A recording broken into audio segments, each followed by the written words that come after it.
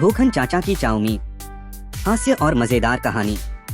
लंगोटापुर गांव में एक अलग ही किस्म के इंसान थे भूखन चाचा। नाम भूखन वैसे ही नहीं पड़ा था।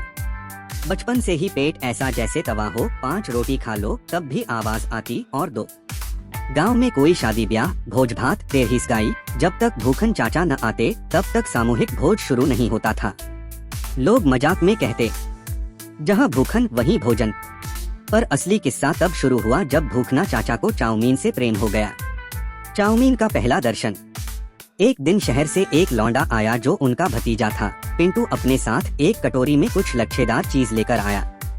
भूखन चाचा ने पूछा, ये क्या है रे? केंचुआ है क्या? पिंटू बोला, चाउमीन है चाचा, चाइनीज चीज है। चाचा ने आंखें सिकोड़ते हुए सूंघा, फिर एक लच्छा मुंह में डाला और फिर उनकी आंखें पलट गईं। चेहरे पर आत्मिक शांति और जीभ पर विदेशी स्वाद। बोले, बाप रे, ये तो खिचड़ी की परदेशी बहू है। उस दिन के बाद चाचा का प्यार चाउमीन से ऐसा हुआ जैसे लैला को मजनू से। चाउमीन की दुकान, भूखन देहाती नूडल्स। चाचा ने ठान लिया अब तो खुद चाउमीन बनाएंगे। अपने भांजे पिंटू को बुलाया, खेत बेचकर ठेला खरीदा और लंगोटापुर के चौराहे पर लगा दिया बोर्ड, भूखन देहाती नूडल्स, देसी प्यार के साथ चाइनीज मार। पहले दिन उन्होंने चाउमीन में तेल इतना डाला कि नूडल्स कम और डीजल प्लांट ज्यादा लग रहा था। ऊपर से मसाले का हाल ऐसा था कि खाकर एक ग्राहक बोला, चाचा इसका नाम चाउमीन से बदलकर चिल्लाउमीन रख लो। लेकिन चाचा डिगे नहीं। हर दिन नया प्रयोग, एक दिन नींबू डाले, अगले दिन पुदीना, फिर इमली और एक बार तो गलती से गोबर की खाद का पैकेट डाल दिया, बगल में रखा था न। खाने वाले ने 3 दिन तक कुछ नहीं खाया और कहा, अब पेट में चाउमीन ही उग रही है। धीरे धीरे चाचा की दुकान फेमस हो गई। स्कूल के बच्चे, लड़कियां, मास्टर जी, यहाँ तक कि गांव के सरपंच भी बोले, भूखन की चाउमीन नहीं खाई तो जीवन अधूरा।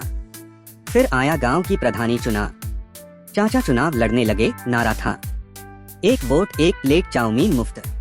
लोग बोले, ये नेता नहीं नूडल नायक है। चुनाव हुई, चाचा हार गए। दुखी हुए, लेकिन उन्हें नूडल नायक का पदवी मिला।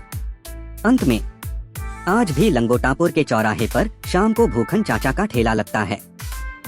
जब नूडल्स भूनती है तो खुशबू से भैंस की भी लार टपकाती है। और अगर किसी ने चाचा से पूछा, इसमें क्या डाला है, तो वो मुस्कुराकर कहते, बस बेटा, भूख और मोहब्बत। सीख है, जिंदगी में कुछ भी करो पर दिल और देसी स्वाद जरूर डालो, चाहे वो चाउमीन ही क्यों न हो। इसी के साथ ये कहानी समाप्त होती है। आपको पसंद आई तो लाइक, शेयर और सब्सक्राइब करना ना भूलें। आपकी एक लाइक मेरे लिए अमृत समान है। धन्यवाद।